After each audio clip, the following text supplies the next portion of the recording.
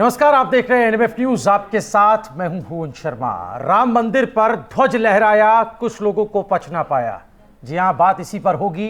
आज ऐतिहासिक दिन है और इसके गवाह आप सभी लोग, आप तमाम दर्शक बने। टीवी स्क्रीन पर भी आपने वो तमाम विजुअल्स देखे। एनएमएफ न्यूज भी लगातार आपको हर पल की अपडेट वहां से देता रहा और अभी भी हम आपको तस्वीरें दिखा रहे हैं। अब जिन लोगों को इन तस्वीरें ये हजम नहीं हो रही हैं या वो इस पर तीखी प्रतिक्रियाएं दे रहे हैं, उनके चेहरे, उनके नाम भी हम आपको बताएंगे और उस पर बात करेंगे। नवलापुर महाकाल मंदिर के पीठाधीश्वर संत रुद्रनाथ महाराज जी हमारे साथ हैं। महाराज जी, बहुत बहुत स्वागत है आपका एनएमएफ न्यूज पर। सबसे पहली प्रतिक्रिया आपकी, आज जो ऐतिहासिक दिन अयोध्या में, रामनगरी में, सूर्य नगरी में हमें देखने को मिला, क्या किस तरीके से आप उल्लेख करेंगे और ये कितना इंपॉर्टेंट है एक सनातन देश के लिए, ऐसे नज़ारे, ऐसे दृश्य या ऐसे पल? सबसे पहले सभी सनातन धर्मावलंबियों को हमारी तरफ से जय जय सिया राम, हर हर देव। ये आज का दिन बहुत अत्यंत शुभ दिन है, गौरव का क्षण है। हम सभी भारतवंशियों के, सभी भारत के जितने भी लोग भारत के कहीं अन्यत्र विदेशों में भी रह रहे हैं, उन सब के लिए भी ये गौरव का भावुक कर देने वाला क्षण भी है कि आज धर्म ध्वजा श्री रामचंद्र मंदिर, जन्मभूमि के मंदिर के ऊपर लहरा रही है। तो ये एक तरह की धर्म ध्वजा है। आप ये ध्यान दीजिए कि जब भी हम लोग कुछ भी नया धर्म युद्ध करते हैं, मान लीजिए 500 वर्षों तक धर्म युद्ध हुआ, हजारों हजार सनातनियों, हिंदुओं के रक्त के, लहू की कणों का बलिदान हुआ। उस पृष्ठभूमि पर आज भारत में इतना गौरव का, इतना आनंद का क्षण हुआ कि श्री रामचंद्र मंदिर के ऊपर धर्म की ध्वजा। अच्छा, जो भी ये कहते हों कि धर्म धार्मिक विषय नहीं है, ये तो सभी धर्मों के लिए, भारत में तो सभी धर्म के लोग रहते हैं, लेकिन आप ध्यान कीजिए सत्य धर्म क्या है। आज की ध्वजा में भगवान सूर्य नारायण का आरोहण हुआ है। तो सूर्य भगवान जब ऊर्जा देते हैं तो वो पक्षपात नहीं करते, वो सबको ऊर्जा समान रूप से देते हैं। यही तो सनातन धर्म है। सनातन की सांस्कृतिक चेतना पुनर्वासित होती हुई दिखाई दे रही है। इस ध्वज के माध्यम से संपूर्ण विश्व को एक संदेश दिया है हमारे भारत के यशस्वी प्रधानमंत्री नरेंद्र मोदी जी ने कि हम सब किसकी सन्निधि में रह करके प्रकाशित होते हैं। अंधकार को दूर करने सूर्य नारायण आते हैं और निश्चित विश्व में जो आज अविद्या, अज्ञान और अशांति का अंधकार है, उसको दूर करने के लिए जो आज ध्वज आरोहण हुआ है, इसको हम कह सकते हैं, एक नया शब्द देते हैं कि आज भारत से सनातन संस्कृति का नव मार्तंड उदयारोहण हुआ है। ये नव मार्तंड उदय हुआ है और ये निश्चित पूरे विश्व को विश्व बंधुत्व और विश्व शांति की ओर अग्रसर करता हुआ एक आज का जो है आधारशिला, आधारभूत क्षण है ये जी। और आज हमने देखा और वो विजुअल्स भी हम लगातार दिखा रहे हैं अपने दर्शकों को कि प्रधानमंत्री नरेंद्र मोदी की मौजूदगी में आरएसएस के मोहन भागवत जी वहां पर थे और मुख्यमंत्री योगी आदित्यनाथ की मौजूदगी और तमाम संतों का हुजूम हमने देखा वहां पर अयोध्या में। आज उस ऐतिहासिक क्षण को निहारते हुए हम तस्वीरें देख रहे हैं और प्रधानमंत्री नरेंद्र मोदी ने जिस तरीके से हाथ जोड़े, बहुत ही भावुक नजर आए। लेकिन इस पर कुछ लोगों की प्रतिक्रियाएं आ रही हैं और हम इसीलिए कह रहे हैं कि राम मंदिर पर धर्म ध्वज लहराया, कुछ लोगों को पच ना पाया। उसमें पहली पंक्ति में खड़े हैं समाजवादी पार्टी के सांसद जियाउर रहमान बर्क साहब, जिन्होंने जवाब दिया है कि पीएम क्या कर रहे थे, सीएम क्या कर रहे थे, ऐसे जनता के नुमाइंदों को इन कार्यक्रमों में शामिल नहीं होना चाहिए, ये एक धार्मिक आयोजन होते हैं।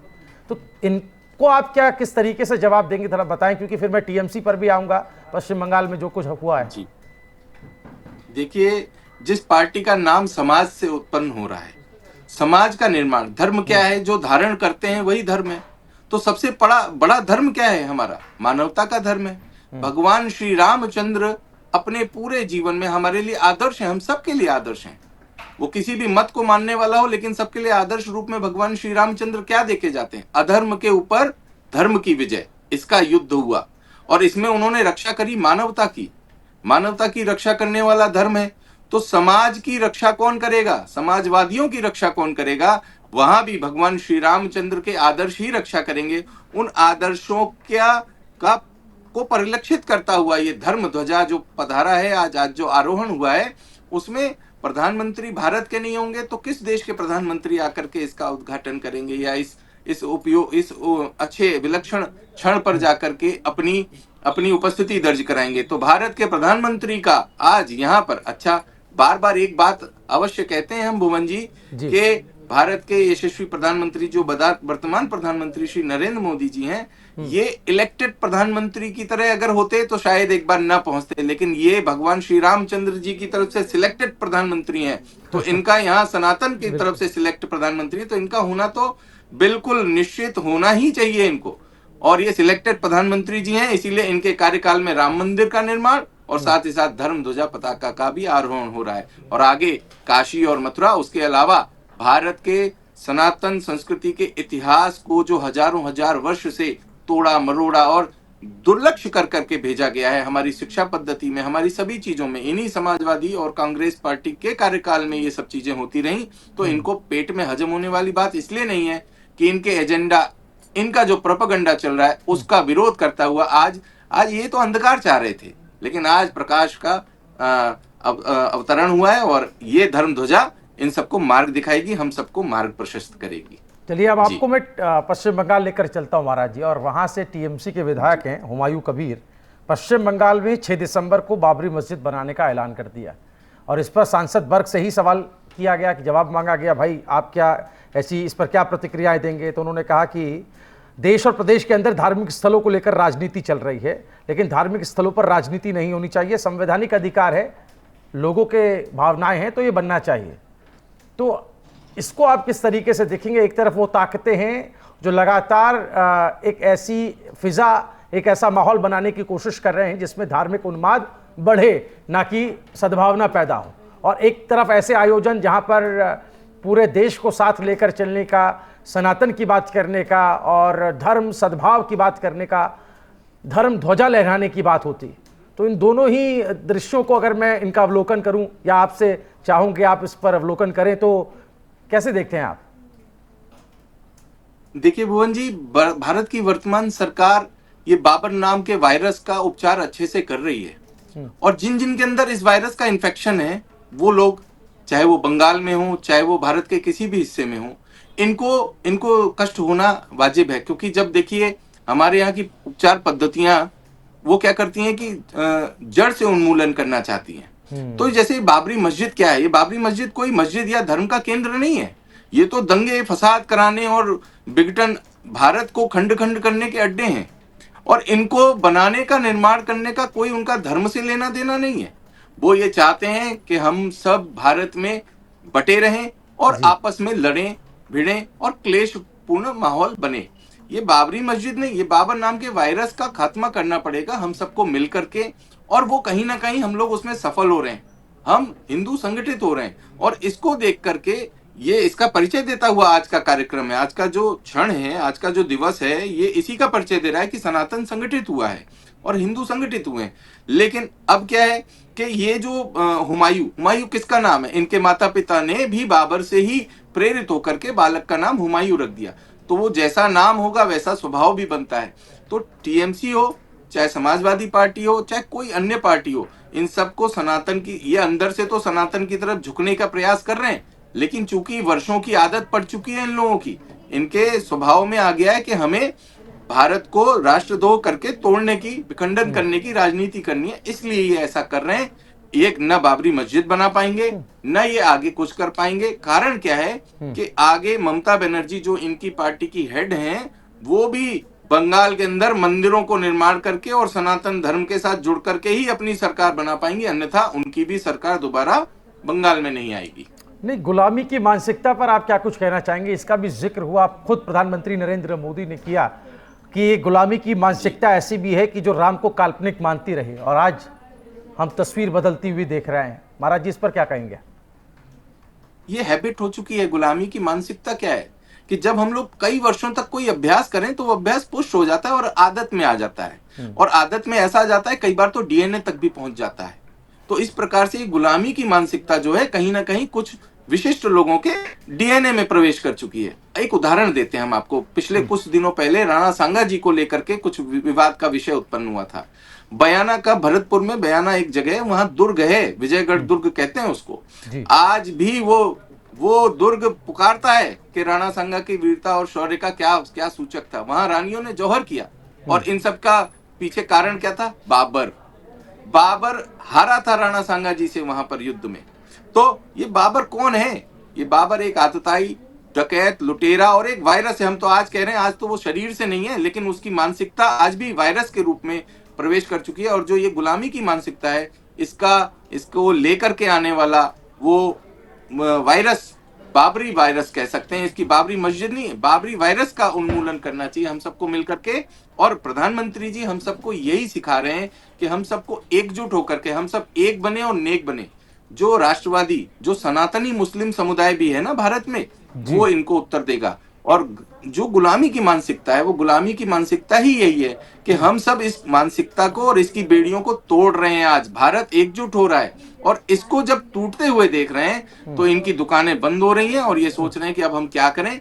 एक दिन ये भी इस मानसिकता को छोड़ करके, निश्चित हम तो यही भगवान से चाहते हैं कि आज बहुत अच्छा दिवस है, भगवान इनको सद्बुद्धि दें। भगवान श्री रामचंद्र ने जोड़ा था वंचितों, हीनों को, तो वो सब जोड़ करके उन्होंने अपनी सेना बनाई और चढ़ाई कर दी थी। जो लंकाधिपति रावण थे, अपने आप को बड़ा बलवान मानते थे, तो इस तरीके से उनकी लंका भी ढह गई, और इस प्रकार से इन लोगों की लंका भी ढह जाएगी। और भारत में एक राष्ट्र धर्म, एक राष्ट्र एक धर्म, ये स्थापना हो रही है आज। तो हम यही कहेंगे कि ये सब होते देख करके ये लोग बिलबिला रहे हैं, इनको हजम यही नहीं हो रहा, यही नहीं पच रहा है इन लोगों को आज के दिवस पे। महाराज जी, एक आखिरी सवाल आपसे पूछूंगा मैं, चूंकि राम मंदिर की बात हो रही है, अयोध्या सूर्यवंश की नगरी, और वहाँ पर विकास और विरासत का हम एक समन्वय देख पा रहे हैं। और वहाँ जिस तरीके से हमने लगातार एनएमएफ न्यूज़ इस पर कवरेज भी दे रहा है, और ग्राउंड रिपोर्ट्स भी दिखा रहा है कि किस तरीके से विरासत को साथ लेकर, विरासत को दोबारा से उसको रिवाइवल मोड में ला करके, और जहाँ जहाँ पर चीज़ें धूमिल पड़ती गई उसको फिर से धूल हटा करके उसको पुनर्जीवित करने का काम किया जा रहा है, और साथ में आधुनिकता का समावेश किया जा रहा है। एक संत होने के नाते, एक धर्माचार्य होने के नाते आप इसे किस तरीके से देखते हैं, और कितनी बदली आपके नज़रों में अयोध्या बीते सालों में? देखिए भुवन जी, ये बात सत्य है कि भारत को अगर हमें विकसित करना है, और हमने लक्ष्य रखा है कि 2047 तक हम सब मिलकर के भारत को एक विकसित राष्ट्र बनाएंगे, तो विकास की परिपाटी हमारे पास यूनिक क्या है हमारा? तो भारत के पास उसका सबसे यूनिक जो है वो उसका ज्ञान है, आध्यात्मिक ज्ञान है, सांस्कृतिक विरासत है। और इसी विरासत को हम लोग, ये हमारी जड़ें हैं, जिसको कह रहे हैं हम धार्मिक, धर्म ही हमारा मूल है, धर्म ही हमारी जड़ है। और इसको लेकर के हम लोग, इसको काफी हजारों वर्ष लगे, इसको काटने का प्रयास हुआ, लेकिन हम लोग पुनः उन्हीं जड़ों को पोषित कर रहे हैं इन माध्यम से। और आज अयोध्या एक प्रतीक बन चुका है कि धार्मिक विरासत को सहेजने और संवारने से हमारी आर्थिक सुदृढ़ता और वैश्विक परिपाटी पर अगर हम इसको देखें परिदृश्य में, तो हम सब ग्लोबली कितने एनहेंस, संवर्धित कर रहे हैं अपने राष्ट्र को। तो इस प्रकार से नरेंद्र मोदी जी का जो विजन है, जो भारत को लेकर के चलने की जो बात है, वो इसी प्रकार है कि हम हमारी सांस्कृतिक पुनर्वास के ऊपर ध्यान दे रहे हैं, सांस्कृतिक हमारी जो परिपाटी है इसको पोषित कर रहे हैं, और इससे विरासत से विकसित की ओर बढ़ रहे हैं। और आज ये वास्तव में नवमार्तन उदय हो रहा है कि जैसे अयोध्या प्रतीक बन गया, ऐसे काशी, मथुरा और हमारे देश के हर हिस्से में रोजगार और बेसिक जो मूलभूत आवश्यकताएं वो पूर्ण होंगी। एक छोटा सा उदाहरण देते हैं। आज कश्मीर के अंदर सबसे बड़ी समस्या आतंक की है। आतंक कहां से आता है? वो बच्चे पत्थर कहां से उठाते थे? क्योंकि उनके पास रोजगार मान लीजिए नहीं है, उनकी ऊर्जा को चैनलाइज करने की जरूरत थी। तो वो चैनलाइज कैसे होगा? उनको बिजी करना है। तो आज कश्मीर के यूथ को हम बिजी कैसे कर सकते हैं? वहां रोजगार कैसे होगा?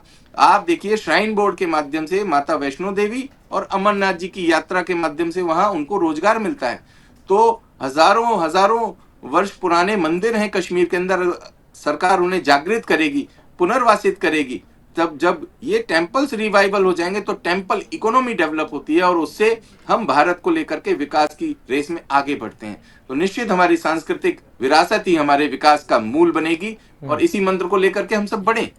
बिल्कुल, बहुत खूब आपने कहा कि सांस्कृतिक विरासत ही हमारी विकास का मूल बनेगी, आधार बनेगी और उसी आधार पर हम विकास की जो सीढ़ियां हैं वो बनाते जाएंगे और चढ़ते जाएंगे। इसी शुभकामनाओं के साथ बहुत बहुत धन्यवाद महाराज जी आपका हमारे साथ जुड़ने के लिए। आप तमाम दर्शकों का इस पूरे मामले पर क्या कुछ कहना है कमेंट करके ज़रूर बताइएगा। वीडियो पसंद आए तो ज़्यादा से ज़्यादा शेयर करें। देश और दुनिया की तमाम बड़ी अहम खबरों के लिए हमारी वेबसाइट newsnmf.com पर अभी विजिट करें। नमस्कार।